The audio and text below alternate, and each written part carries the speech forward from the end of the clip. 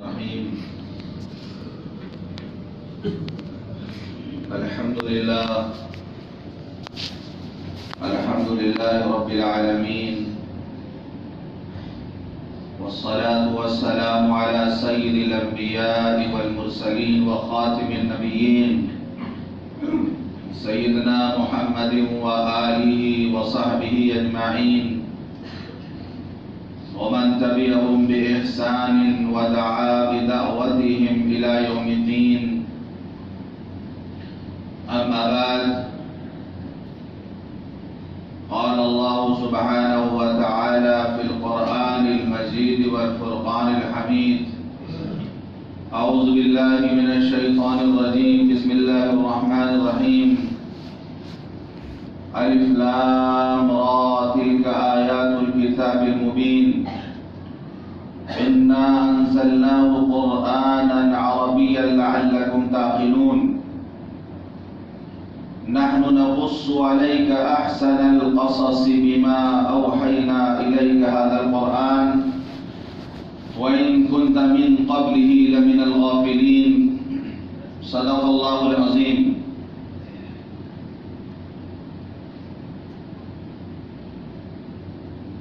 محترم بزرگوں، دوستوں اور دینی بھائیوں،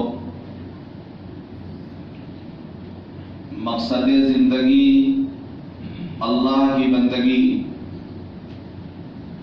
اور مقصد حیات اللہ کی یاد ہے۔ میری زندگی کا مقصد تیرے دی کی سرفرازی، میری زندگی کا مقصد تیرے دی کی سرفرازی، میں اسی لیے مسلمان، میں اسی لیے نمازی۔ کل تراویح کی نماز میں سورہ یوسف پڑھی گئی۔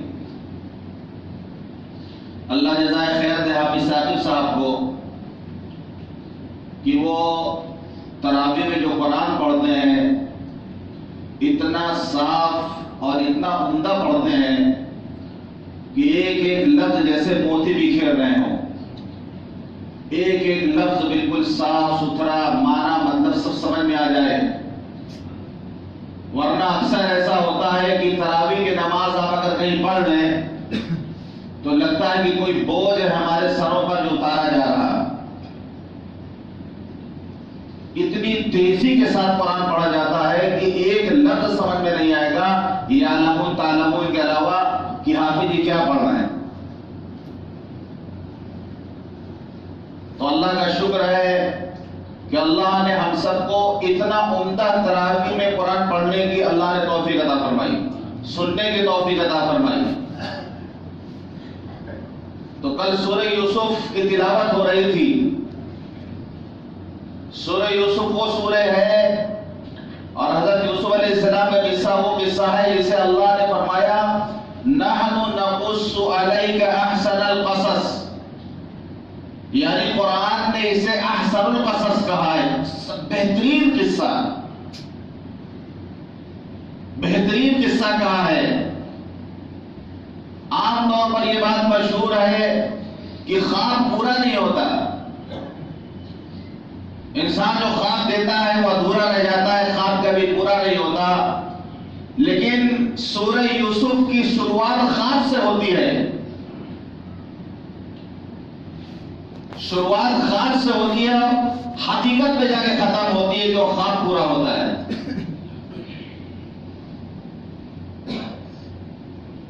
تو حضرت یوسف علیہ السلام نے خواب دیکھا تھا، اذ قال یوسف لأبیہ یا ابتی انی رأیت احد عشر کوکبا والشمس والقمر رأیتهم لی ساجدین۔ حضرت یوسف علیہ السلام نے بچپن میں خواب دیکھا تھا کہ 11 ستارے اور سورج چاند ان کو سجدہ کر رہے ہیں۔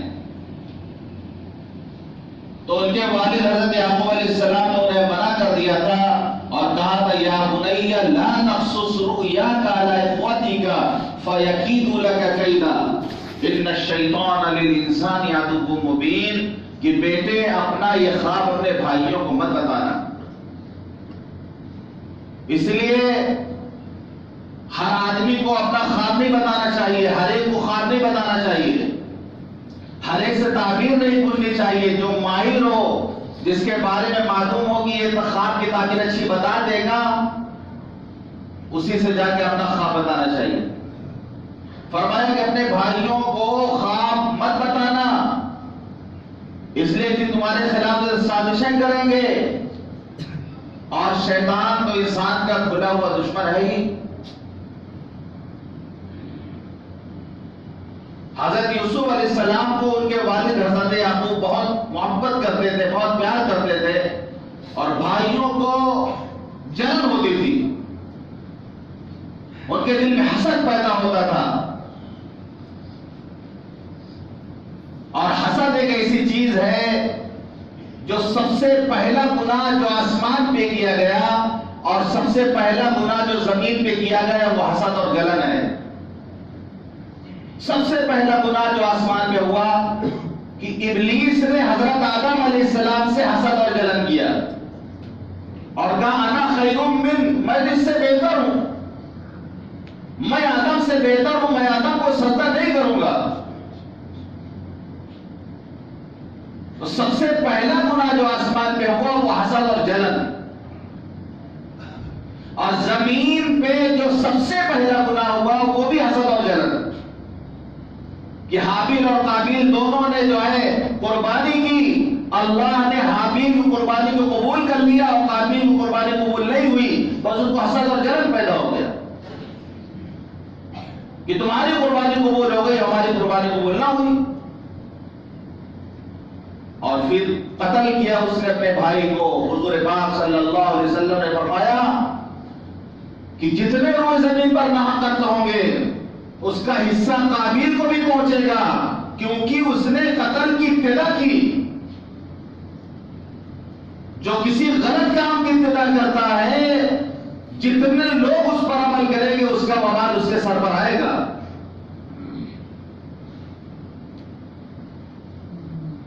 تو حسد ایسی بیماری ہے کہ انسان خود پریشان رہتا ہے، خود انسان تکلیف میں رہتا ہے، اندر سے جلتا رہتا ہے، پریشان رہتا ہے۔ جتنا یہ حسد اور جلن کرے گا، سامنے والا اتنا ہی آرام سے رہے گا۔ پریشانی حسد کرنے والوں کو اس کو خود پریشانی ہوتی ہے، رات دن ٹینشن میں رہے گا، کسی کی ترقی کو دیکھ کے خوش نہیں ہوگا، اس کے اندر ایک جلن سی ہوگی، اور سامنے والے کا جو ہے جہاز کو اڑے گا اوپر، پیٹرول اس کا جلے گا، جہاز اس کا اڑے گا۔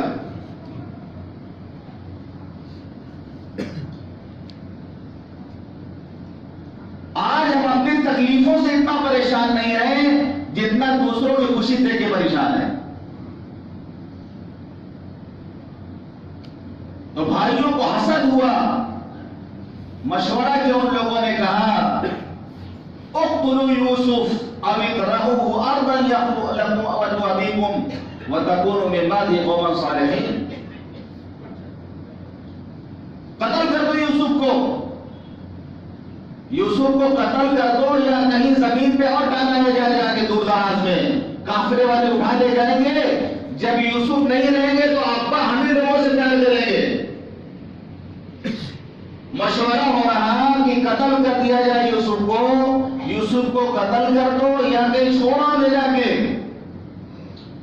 اور شیطان کیا پٹی پڑھا رہا؟ سب کو وہی پٹی شیطان پڑھاتا ہے جو قرآن کی آیت کہتی ہے۔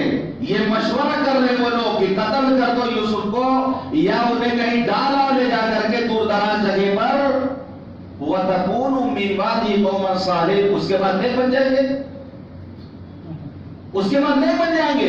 یہ خالی گناہ کر لیا جائے، بس یوسف کو قتل کر دو یا چھوڑاؤ، وَتَكُونُوا مِن بَعْدِهِ قَوْمًا صَالِحِينَ، اس کے بعد نیک بن جانا۔ یہی دھوکہ ہم سب کو لگا ہوا ہے، یہ گناہ کر لے، وہ گناہ کر لے، یہ غلط کام کر لے، وہ غلط کام کر لے، اس کے بعد پھر نہیں بن جائیں گے۔ یہی دھوکہ ہے سب کو کہ ابھی موقع ہے یہ گناہ کرنے کا کر لیں، پھر یہ گناہ کرنے کا موقع ملے نہ ملے، یہ غلط کام کرنے کا موقع ابھی ملا ہے، پھر پتہ نہیں ملے نہ ملے، اور بعد میں نہیں بن جائیں گے، توبہ کر لیں گے۔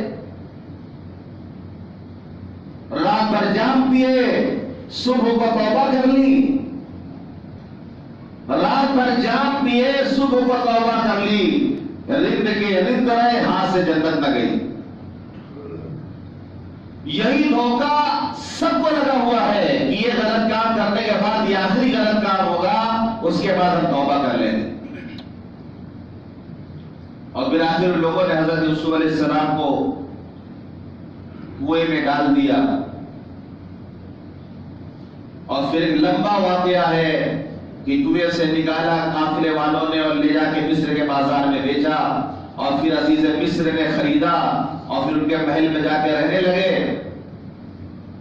پھر ایک وقت آیا کہ قحط سالی ہوئی، اور یہ اس وقت جو ہے جو غلہ کا جو ڈپارٹمنٹ تھا اس زمانے کا، اس کے ہیڈ بنا دیے گئے تھے کہ آپ کو تقسیم کرنا ہے۔ جب بھائیوں کو یہاں گاؤں میں پتا چلا سب بھوکے ہیں، قحط پڑا ہوا ہے، 7 سال کا لمبا قحط، تو ان لوگوں کو پتا چلا کہ مصر کا جو عزیز مصر ہے وہ غلہ دیتا ہے، لوگ پیسے لے کے جا کے وہاں سے غلہ لاتے تھے۔ یہ سب بھائی گئے کنعان، اپنے گاؤں کنعان سے مصر گئے غلہ لانے، اور جب حضرت یوسف علیہ السلام کو بچپن میں ڈالا تھا پھر وہ جوان ہو چکے تھے۔ فَعَرَفَهُمْ وَهُمْ لَهُ مُنْكِرُونَ، قرآن کہتا ہے کہ حضرت یوسف علیہ السلام نے بھائیوں کو پہچان لیا تھا۔ حضرت یوسف علیہ السلام نے بھائیوں کو پہچان لیا تھا، اور بھائی 11 بھائی تھے، اور کوئی حضرت یوسف علیہ السلام کو نہیں پہچان پایا۔ مظلوم کو یاد رہتا ہے، ظالم ظلم کر کے بھول جاتا ہے، سو جاتا ہے، لیکن جو مظلوم ہوتا ہے اس کو یاد رہتا ہے کہ ان پر کیا ظلم کیا گیا ہے۔ اتق دعوة المظلوم فإنه ليس بينها وبين الله حجاب، مظلوم کی بددعا سے بچو، اس لیے کہ اس کی بددعا اور اللہ کے درمیان کوئی چیز حائل نہیں ہوتی۔ وہ مظلوم چاہے کافر ہی کیوں نہ ہو، ظالم ظلم کر کے بھول کے سو جاتا ہے، لیکن مظلوم کی آنکھیں راتوں کو جاگتی ہیں، اور اللہ کے سامنے جو اس کے آنسو بہتے ہیں، ظالم کو تباہ ہونا ہی ہونا ہوتا ہے۔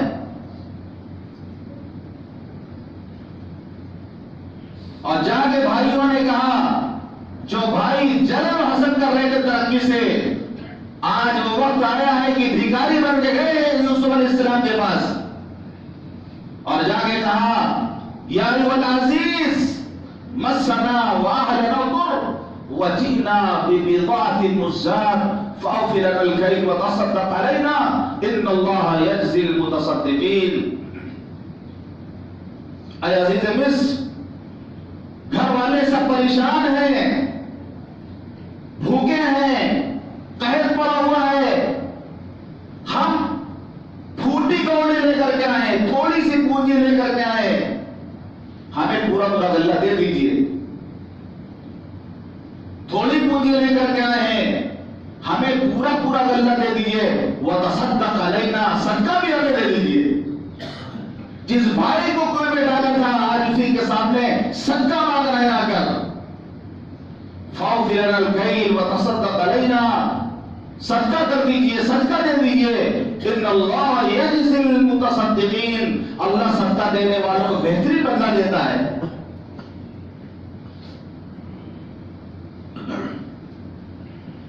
حضرت یوسف علیہ السلام نے پوچھا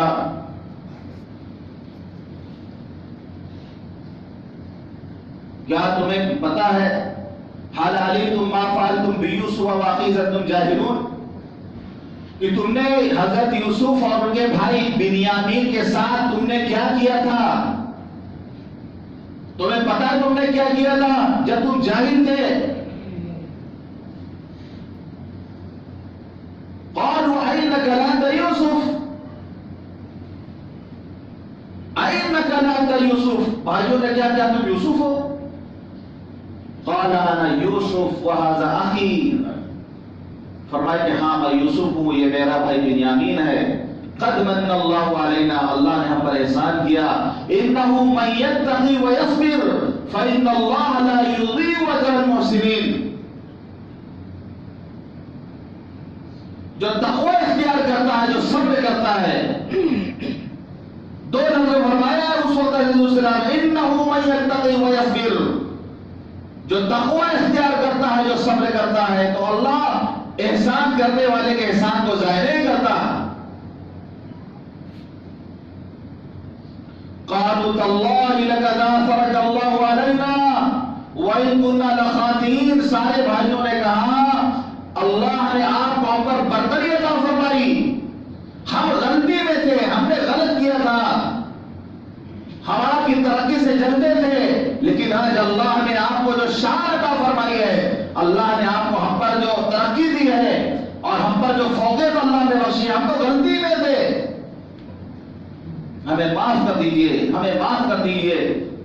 قال لا تثریب علیکم اليوم یغفر اللہ لکم وهو ارحم الراحمین. حضرت یوسف علیہ السلام نے فرمایا لا تثریب علیکم اليوم، آج تم سے کوئی مطالبہ نہیں، کوئی شکوہ شکایت نہیں. یغفر اللہ لکم، اللہ تمہیں معاف کر دے. ایک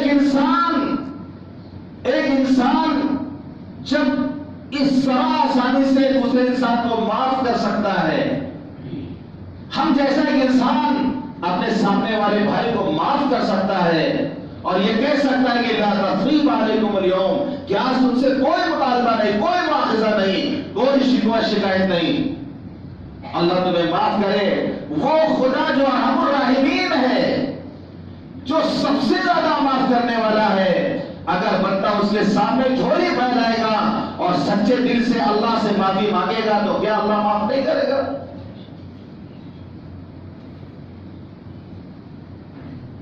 جب بندہ سچے دل سے توبہ کرتا ہے، اللہ کے سامنے روتا ہے، اپنے گناہوں پر نادم ہوتا ہے، تو اللہ اس سے کہتے جا میرے بندے، میں نے معاف کر دیا.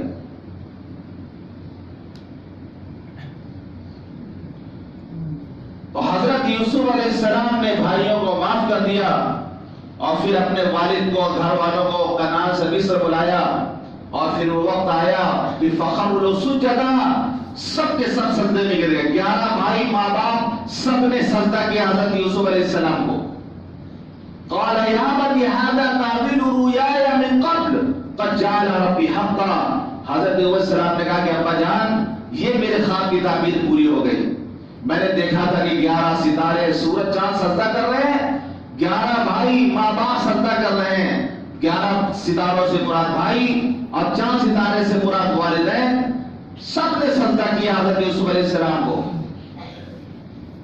وہ سجدہ تعظیمی تھا، وہ ان کے اس زمانے میں جو حضرت یوسف علیہ السلام کا جو دین تھا اور جو شریعت لے کر کے آئے تھے، اس شریعت میں جائز رہا ہوگا. اگر آپ کو یہ دلیل دے کہ حضرت یوسف علیہ السلام کو ان کے بھائیوں نے سجدہ کیا تھا تو ہم بھی انسانوں کو سجدہ کریں، تو اس زمانے کی دلیل شریعت محمدی میں نہیں چلے گی. حضور پاک صلی اللہ علیہ وسلم جو شریعت لے کر جائیں، ہماری یہ شریعت کیا کہتی ہے یہ دیکھا جائے گا. تو میں نے رمضان کے مہینے میں سورہ یوسف کا خلاصہ کیوں بیان کیا؟ آپ تعجب کر رہے ہوں گے کہ یہ رمضان کا مہینہ ہے، روزے کے بارے میں بتانا چاہیے، تراویح کے بارے میں بتانا چاہیے اور سورہ یوسف کا ترجمہ کر رہے ہیں. میں نے اس لیے بتایا ہے کہ چونکہ سورہ یوسف پڑھی گئی، اس سے استدلال یہ کرتے ہیں ہم، اس سے یہ سمجھ نکالتے ہیں، اس سے یہ نصیحت ملتی ہے کہ یوسف علیہ السلام کے 11 بھائی 11 مہینے کی طرح 11 مہینے ہم خوب گناہ کرتے ہیں، 11 مہینے ہم نے خوب گناہ کیا، جیسے حضرت یوسف علیہ السلام کے 11 بھائیوں نے خوب گناہ کیا تھا. اور 12ویں بھائی خود حضرت یوسف علیہ السلام تھے جنہوں نے بھائیوں سے کہا تھا لا تثریب علیکم اليوم، تم پر کوئی مواخذہ نہیں، اللہ تمہیں معاف کر دے. بھائیوں کو انہوں نے معاف کر دیا تھا. تو 12واں مہینہ جو رمضان کا مہینہ ہے یہ یوسف علیہ السلام کی طرح ہے. 11 بھائی 11 مہینے اور رمضان کا مہینہ یوسف علیہ السلام کی طرح ہے. ہم نے 11 مہینے خوب گناہ کیے. رمضان کا مہینہ مبارک مہینہ، برکت والا مہینہ، جس طرح طریقے سے حضرت یوسف علیہ السلام نے اپنے بھائیوں کو معاف کر دیا تھا، اسی طرح رمضان کا جب مبارک مہینہ آتا ہے اور جو اس کے حقوق ہیں جب ایک مومن اور ایک مسلم ادا کرتا ہے تو اس مبارک مہینے میں اللہ اس کے گناہوں کو معاف کر دیتا ہے۔ یہ رمضان، یہ قرآن، یہ بندے کی شفاعت کریں گے قیامت کے دن اور اللہ کی شفاعت کو قبول فرمائے گا۔ تو یہ رحمتوں والا مہینہ، برکتوں والا مہینہ، 11 مہینے ہم نے جو اپنے آپ پر زیادتی کی ہے، جو ظلم کیا ہے، جو نافرمانی کی ہے، جو بڑے بڑے گناہ کیے ہیں، یہ ایک مہینہ گناہ معاف کرانے کا مہینہ ہے، نیکی کمانے کا بھی سیزن ہے اور اختیار ہمیں دے دیا گیا ہے۔ اللہ کی رحمت بارش کی طریقے سے برس رہی ہے، رات دن 24 گھنٹے اس مبارک مہینے میں اللہ کی رحمت بارش کی طرح برس رہی ہے۔ اپنا اپنا ظرف ہے کہ کون کتنا جمع کر لیتا ہے، کس کا کتنا بڑا برتن ہے۔ کوئی بے نیاز ہے، وہ پانی جو بارش ہو رہی ہے وہ لے ہی نہیں رہا، برتن کو اس نے اپنا الٹ کے رکھ دیا ہے کہ آپ کو نہیں چاہیے۔ کتنے اللہ کیسے بنتے ہیں انہیں کچھ پتا نہیں۔ رمضان ہے، روزہ رکھنا ہے، تراویح پڑھنا ہے، نہیں، نہ روزہ رکھ رہے، نہ تراویح پڑھ رہے، نہ تلاوت کر رہے، انہوں نے اپنے برتن کو الٹ کے رکھ دیا ہے کہ ہم کو اس کو نہیں بھرنا۔ کسی کے پاس گلاس ہے، بیچارہ گلاس لیے کھڑا ہے، کسی کے پاس مگ ہے، مگ لیے کھڑا ہے، کسی کے پاس جگ ہے، وہ جگ لیے کھڑا ہے، کسی کے پاس بالٹی ہے، وہ بالٹی لیے کھڑا ہے، کسی کے پاس جو بڑے بڑے ٹنکی ہے وہ لیے بیٹھا ہوا ہے، کوئی جو ہے چھت کی ٹنکی پورا کھول کے بیٹھا ہوا ہے کہ بھر لینا اس پورا مہینے میں۔ تیرے کرم سے ہے کریم کون سی شے ملی نہیں، تیرے کرم سے ہے کریم کون سی شے ملی نہیں، جھولی ہی میری تنگ ہے تیرے یہاں کبھی نہیں۔ ہم اپنے تھیلی کو بڑھائیں، ہم اپنے جھولی کو تھوڑا بڑا کریں، اپنے برتن کو بڑا کریں، اس لیے کہ دنیا مقدر سے ملتی ہے لیکن ہدایت جوہر پر ہے۔ دنیا، مال، یہ مقدری جتنا مقدر میں لکھا ہے اتنا ہی ملے گا، لیکن ہدایت ایمان یہ جوہر پر ہے۔ انسان جتنا مجاہدہ کرے گا اتنا زیادہ اس کو ہدایت ملے گی۔ وَالَّذِينَ جَاهَدُوا فِينَا لَنَهْدِيَنَّهُمْ سُبُلَنَا، جو مجاہدہ کرے گا ہم اس کے لیے ہدایت کے راستے کھولتے چلے جائیں گے۔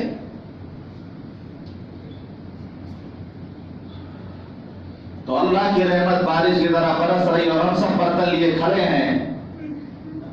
کوشش یہ کریں کہ جو بڑی والی ٹنکی ہے وہ کھولیں ہم لوگ اپنے، لیکن ایک چیز کا دھیان رہے، ٹنکی میں پانی ایک طرف سے جاتا ہے اور ٹوٹی جو لگی ہوتی پانی نکالنے وہ بھی چیک کر لیں کھلی تو نہیں ہے کہیں، پتہ چلا اوپر سے پانی آ رہا اور ہم نے ٹوٹی نہیں بند کیا تو مال اوپر سے ایک طرف سے آ رہا اور 3-4 ٹوٹی وہ سب نکل رہا وہاں سے پانی تو نہیں بچے گا۔ پانی بچانے کے لیے ضروری ہے کہ ایک طرف سے پانی آ رہا ہو تو 4-5 کل جو لگے ہوئے ٹوٹیاں جو لگی ہوئی ہیں ان کو چیک کر لیا جائے، ان کو بند کر دیا جائے۔ اگر وہ کھلی رہیں گی تو پانی جمع نہیں ہو پائے گا۔ اسی طریقے سے روزہ رکھ کر، عبادت کر کے، تراویح پڑھ کر کے ہم جو ہے اللہ کی رحمتوں کو لوٹ رہے ہیں، اس کو جو ہے بھر رہے ہیں، لیکن پتہ چلا کہ آنکھ کی ٹوٹی کھلی ہوئی ہے، زبان کی ٹوٹی کھلی ہوئی ہے، کان کی ٹوٹی کھلی ہوئی ہے، ہاتھ کی ٹوٹی کھلی ہوئی ہے، پیر کی ٹوٹی کھلی ہوئی ہے، آنکھ سے گناہ ہو رہا، کان سے گناہ ہو رہا، زبان سے گناہ ہو رہا، ہاتھ سے گناہ ہو رہا، پیر سے گناہ ہو رہا، یہ 5 جگہ سے بہت اسپیڈ میں پانی نکل رہا۔ پتہ چلا رمضان ختم ہو جائے گا، عید کا دن آئے گا تو ڈانس کرے گا محلے میں، کیونکہ بچا ہی کچھ نہیں، سب کچھ کیا عید کے دن، ناچیں گے محلے کے اندر جا کر۔ تو ان ٹوٹیوں کو چیک کریں اور ان کی حفاظت کریں۔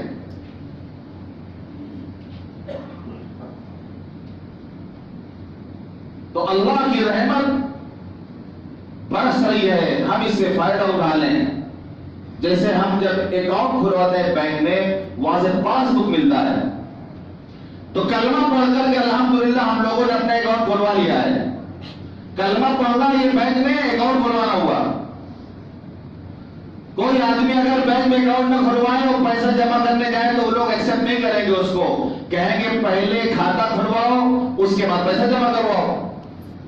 تو جن لوگوں نے کلمہ نہیں پڑھا وہ کتنا بھی اچھا عمل کریں اللہ کے یہاں قبول نہیں ہوگا. ضروری ہے کہ پہلے بینک میں پیسہ جمع کرنے کے لیے اکاؤنٹ کھلوانا پڑے گا. ہم لوگوں نے کلمہ پڑھا لا الہ الا اللہ محمد رسول اللہ، ہمارا اکاؤنٹ کھل گیا. اب ہم جو نیکی کریں گے یہ سب جمع ہو رہی ہے اکاؤنٹ میں، کھٹافٹ جمع ہو رہی ہے. یہ 30 دن کا پاس بک، 30 پنے کا 30 پیج کا بلینک جو ہے پاس بک اللہ نے ہم سب کو دیا ہے. کتنا اماؤنٹ لکھنا ہے لکھ لو اپنے سے. 8 کاپی ہم لوگ چاہ چکے ہیں، 8 بلینک چیک ہم لوگ بھر کے اس کو استعمال کر چکے ہیں. 22 ابھی باقی ہے ہمارے پاس،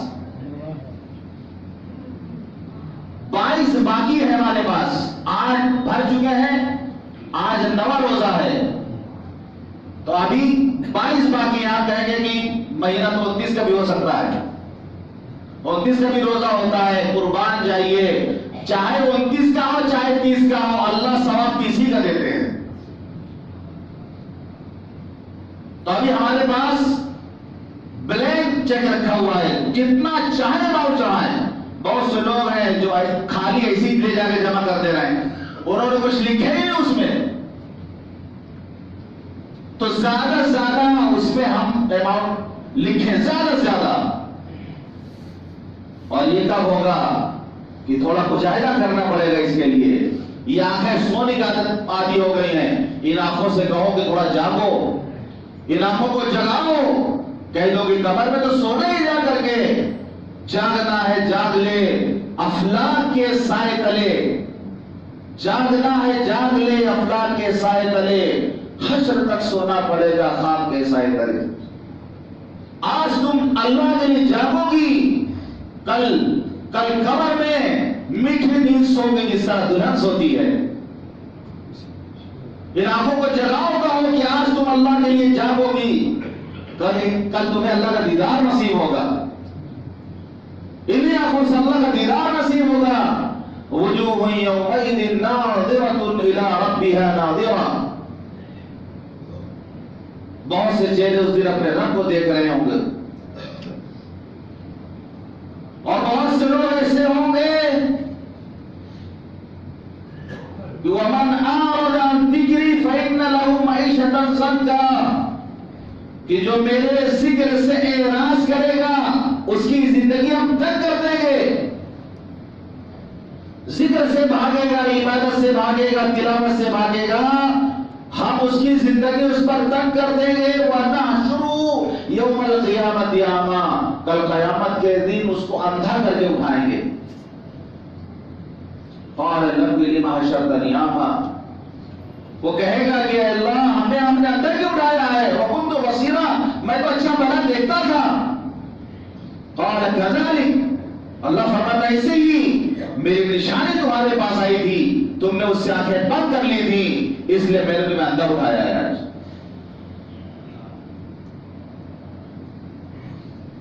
ان پیروں کو تھکائیے، ان پیروں کو تھکائیے، مجاہدہ کریے، عبادت کریے. تعجب کی بات ہے ہمارے اسلاف کے کارنامے ایسے ہیں، جس امت کے چھوٹے بچے جنگ کے موقع پر بنجے کے بل کھڑے ہو جاتے تھے کہ مجھے بھی جنگ میں جانے کا موقع مل جائے، آج اسی امت کا نوجوان 20 رکعت تراویح میں کھڑا نہیں ہو پا رہا، 20 رکعت تراویح میں کھڑا نہیں ہو پا رہا. پیچھے والی صفیں بیٹھی رہتی ہے، امام رکوع میں جائیں گے تب جلدی سے باندھا جائے گا. اور بچے جو آتے ہیں شور کرتے ہیں، ہنگامہ کرتے ہیں، تو ظاہر سی بات وہ بچے ہیں، وہ شرارت تو کریں گے ہی. بس ایک بار ہم لوگ بھی اپنا بچپن یاد کر لیں کہ تراویح میں ہم لوگ کیا کیا کرتے تھے. خود اپنا بچپن یاد کریں کہ پیچھے جو ہے کیا ہوتا تھا، فائٹنگ ہوتی تھی اور خود پیچھے چلتا تھا آپس میں. بچپن اپنا یاد کر رہے ہیں ہم لوگ. سب نے یہ کیا ہے بچپن میں کہ تراویح کی نماز میں پیچھے سب کے بچوں کے ساتھ ہوتی تھی لڑائی کرو. کرتے کیا تھے ہم لوگ بچپن میں؟ اپنا بچپن بھول گئے. آج کے بچے وہ شرارت تو کریں گی. کسی نے کہا ہے کہ اگر تمہاری جماعت کھڑی ہو اور پیچھے بچوں کی شرارت کی آواز نہ آ رہی ہو تو پھر تمہیں فکر مند ہونا چاہیے اپنے آنے والی نسل کے لیے. بچوں کی آواز پیچھے سے اگر نہ آ رہی ہو تو تمہیں فکر مند ہونا چاہیے اپنی نسل کے لیے کہ ہماری نسل مسجد نہیں آ رہی ہے. یہ بچے ہیں، یہ آئیں گے، شرارت کریں، ان کو سمجھایا جائے، ان کو چھڑک کے مسجد سے باہر نہ کر دیا جائے. کیونکہ اگر ایسا ہوگا تو ان کو لگے گا یہ مسجد نہیں آئے گا کبھی پھر. تو ہم لوگ بھی اپنا بچپن نہ بھولیں، اپنا بچپن یاد کریں کہ ہم لوگ یہی کیا کرتے تھے جو آج کے بچے کر رہے ہیں. تو میرے محترم بزرگ دوستو، رمضان کا مقدس اور مبارک مہینہ ہے. یہ اللہ سے لینے والا مہینہ ہے. خوب اہتمام کریں. اللہ والے 10 نمازیں پڑھتے تھے، 5 فرض 5 نفل، یعنی 5 فرض نماز فجر ظہر عصر مغرب عشاء اور 5 نفل. اشراق، چاش، اوابین. اشراق، چاش، اوابین، صلاۃ التسبیح اور صلاۃ التہجد. یہ 5 نماز جو ہے پڑھتے تھے، اہتمام کرتے تھے. ہم بھی کوشش کریں کم از کم رمضان مبارک مہینے میں نمازوں کا اہتمام کرنے والے بن جائیں. اللہ تعالی ہم سب کو کہیں اس